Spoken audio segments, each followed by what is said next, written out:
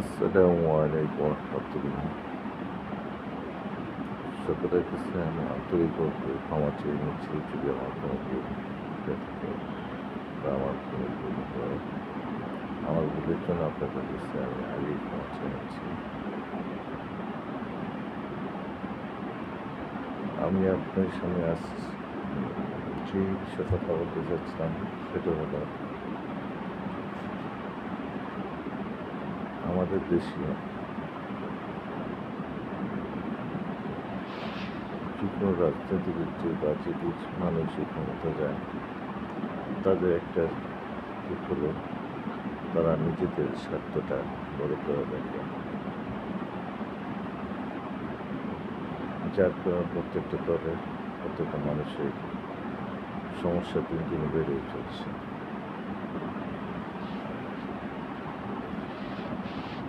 উম, যদি আমি একজন ক্ষুদ্র মানুষ, আমার বুদ্ধি বিবেচনা, আমার বিবেক, আমার এই দীর্ঘদিনের আমার জীবনের অভিজ্ঞতা থেকে আমি যেটা বুঝতে পারছি সেটা হলো আমাদের দেশে যারা রাজনীতি করে অন্তত তারা তো অবশ্যই মানুষের কল্যাণের জন্য রাজনীতিতে আসে, একটা সংগঠন করে রাজনীতি করে। এই মানুষগুলো যদি সত্যিকার অর্থেই তারা মানুষের কল্যাণের কাজ করার জন্য আসে তাহলে তারা নিজেদের স্বার্থ নিয়ে ব্যস্ত থাকে না বা নিজেদের আখের গোছানোর জন্য তারা এইভাবে কোনো মানুষ দিনের পর দিন তারা কাজ করতে পারে না। আসলে প্রকৃতপক্ষে যদি কোনো মানুষ সত্যিকার সে যদি মানুষের কল্যাণের জন্য কাজ করে তাহলে দেশটা এমন হওয়ার কথা না। আসলে আমরা তো বলি যে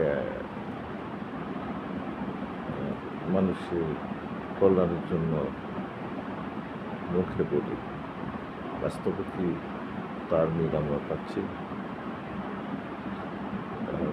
মূল কারণ হলো তাদের মুখে আর অন্তরে আয়, যার ফলে আমরা তার সুফল পাচ্ছি না। যেহেতু আমাদের রাজনীতি যে সিস্টেম যে প্রেক্ষাপট দীর্ঘদিন একই কালচারে চলতেছে, হ্যাঁ দল আছে জজ আছে মুখে ট্যাং করেন মুখে ট্যাং করেন তো সবার কাছ থেকে শুনতেছি, কিন্তু বাস্তবতা দেখে নেই। আজ অব্দি কখনো দেখবো সেটা আল্লাহ পাকে ভালো জানে। আসলে ভালো মন্দ সব কিছু করার মালিক হলো আল্লাহ।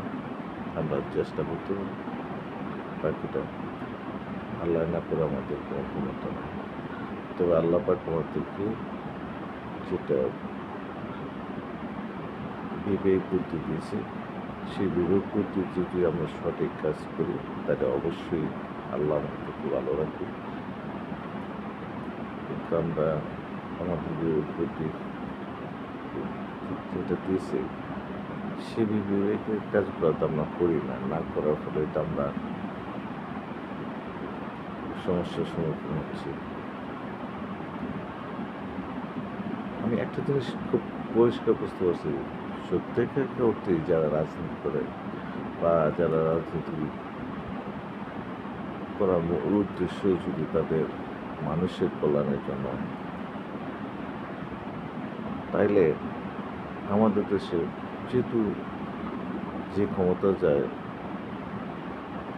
সে বিত্তবান হয়ে যায়। যদি সত্যিকার অর্থেই তারা জনকল্যাণের জন্য বা মানুষ কল্যাণের জন্য তাদের মনের ভিতরে মানুষের জন্য মন কাঁদে,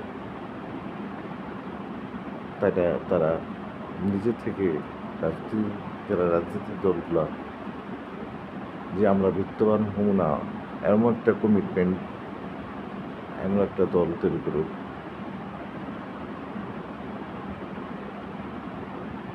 যে যারা রাজনীতি করে মানুষের 300 আসন যে আসন আছে, যে আসন প্রত্যেকটা সংসদ সদস্য প্রথম কাজ হবে তাদের যে অর্থটা আছে, যেহেতু তারা সরকারি সুবিধা সবই পায়, তাদের তো নিজস্ব অর্থ বা কোনো নিজস্ব সম্পদ থাকবে না, এরকম যদি হয় আমার মনে হয়। যেহেতু আমি যদি বিত্তবান হওয়ার জন্য নাই রাজনীতি করি, তাইলে তো আমার যেহেতু মানুষের কল্যাণে রাজনীতি করি, যদি সেটা যদি মানুষের কল্যাণের জন্য আপনি কাজ করতে চান, তাহলে তো আপনি বিত্তবান হওয়ার নিজের প্রয়োজন নাই আমি মনে করি। আর আমাদের দেশের প্রেক্ষাপটে এছাড়া কোন বিকল্প আমি দেখি না। কারণ যে ক্ষমতা যাবে সেই বিত্তবান হবে, সেই অর্থের জন্য, ক্ষমতার জন্য, ক্ষমতা অন্যায়ের সাথে দিন দিন অপরাধ করবে, অন্যায়ের সাথে আপোষ করবে, তাদের তো দেশের মানুষ সুফল পাবে না। আমার চিন্তা চেতনা থেকে আমার দীর্ঘ দিনে অভিজ্ঞতা করছি। তবে সামনে যেহেতু আমাদের দেশে যে চলতেছে, আমি মনে করি আমাদের প্রত্যেকটা জনগণের রাজনীতিবিদরা যদি তারা অর্থের লোভে, অর্থ থেকে নিজেদেরকে ক্ষমতার জন্য নাই নিয়ন্ত্রণ আসে, তাহলে আমরা জনগণ, যেহেতু আমাদের দেশে স্বতন্ত্র প্রার্থী হওয়া যায়, তাইলে আমরা কি একটা কাজ করতে পারি না? আমাদের দেশে প্রত্যেকটা, কারণ 300 মধ্যে সংসদ 300 সদস্যর জন্য যেহেতু,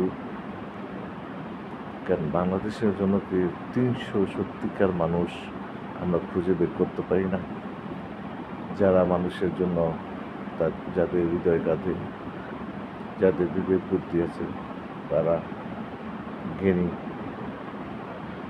সৎ, এক কথায় যাদের মন বা হৃদয় মানুষের জন্য কাঁদে, এই মানুষ যার যার এলাকা থেকে আমরা একজনকে বের করে যদি 300 মানুষ যদি বের করে নিই, তো আগামীতে যদি আপনি 300 সংসদ সদস্য স্বতন্ত্র প্রার্থী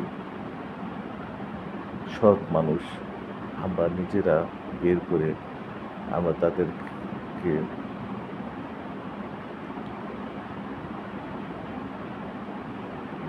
তাদেরকে নির্বাচিত করে দেশ গড়ার একটা পরিকল্পনা বা বাস্তবায়ন করা যায়, তাইলে মনে হয় আমাদের দেশটা,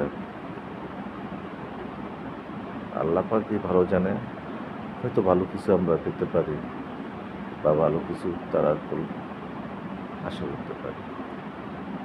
আর যেভাবে চলছে আমি দেখি না,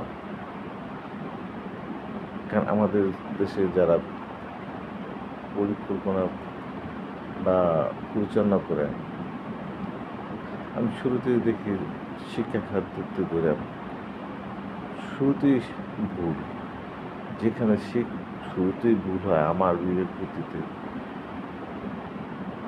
তো সেটা কীভাবে সঠিক করতে হবে এটা আমার মতো কোনো মনে হয় না।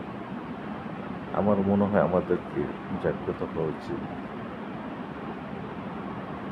আমি আমার ক্ষুদ্র এখানে আমি আমি দেখছি শুধু সৎ চিন্তা আর সৎ পরিকল্পনা আর সৎ কাজ করলে একটা দেশ খুব সুন্দর একজন মানুষ ভালো থাকতে পারে, কিন্তু আমি তো পাচ্ছি না।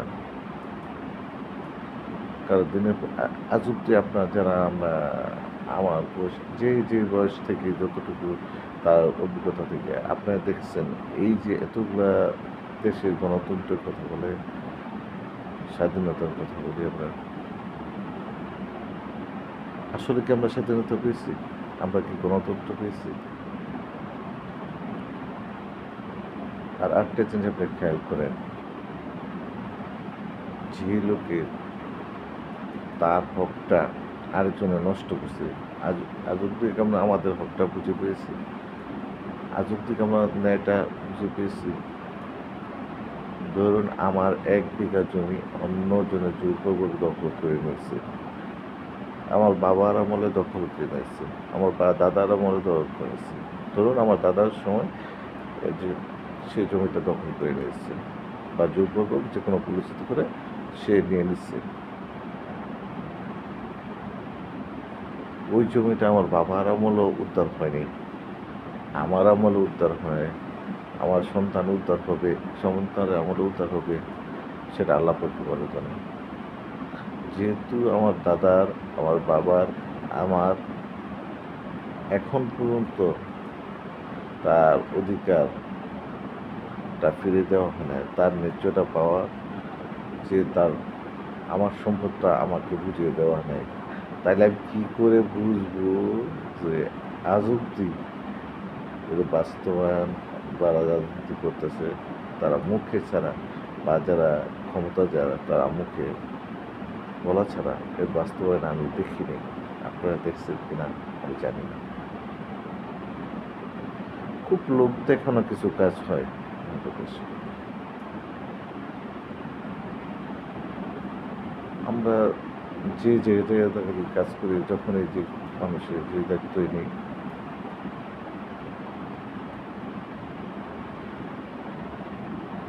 আমরা ওই দায়িত্বগুলো সঠিকভাবে পালন করি না, আমাদের সৎ চিন্তা দ্বারা কাজ করি না, আমাদের বিবেকের কাজ আমরা করি না। যেহেতু করি না, তারপরে যে এখন আমরা ভালো কিছু আশা করতে পারি না। যাক, আমার কথাগুলো আমার বিবেকের থেকে আমার মনে হয়েছিল যদি বলা দরকার, তাই আপনাদের সামনে আমি আমার কথাগুলো বললাম। ভুল ত্রুটি হলে আমাকে ক্ষমা দৃষ্টি দিবেন এবং ক্ষমা করে দিবেন। আসসালামু আলাইকুম রহমতুল্লাহ।